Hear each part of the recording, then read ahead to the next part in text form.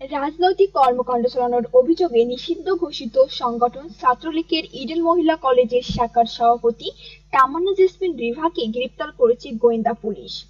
জুলাইয়ের আন্দোলনে নেতাকর্মীদের নিয়ে রাজধানীর ইডেন মহিলা কলেজের ক্যাম্পাস ছেড়ে পালিয়ে যান নিষিদ্ধ সংগঠন ছাত্রলীগের সভাপতি তামান্না জেসমিন রিভা।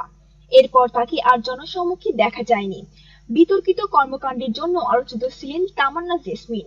বিশেষ করে শিক্ষার্থী নির্যাতন ও হল বাণিজ্যের ঘটনা তাকে সামনে নিয়ে আসে। তামান্না জেসমিন রিভা ইডেন কলেজের মার্কেটিং বিভাগের 2009-10 শিক্ষাবর্ষের শিক্ষার্থী ছিলেন। এক যুগ ধরে তিনি ইডেনের ছাত্রনিবাসে থাকতেন।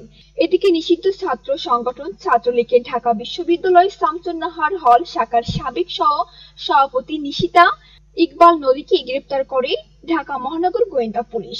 শনিবার দিবাগত রাতে রাজধানীর ভাটারা থানা এলাকা অভিযান চালিয়ে তাকে গ্রেপ্তার করা হয়। ঢাকা মহানগর পুলিশের অতিরিক্ত কমিশনার রেজাউল মল্লিক বিষয়টি নিশ্চিত করেছেন। তিনি জানান, সুনির্দিষ্ট অভিযোগ ও তথ্যে ঢাকা বিশ্ববিদ্যালয়ের শামসুন্নাহার হল শাখার ছাত্রলীগের সাবেক সভাপতি নিশিতা ইকবাল নদীকে গ্রেপ্তার করা হয়েছে। তার বিরুদ্ধে একাধিক মামলা রয়েছে।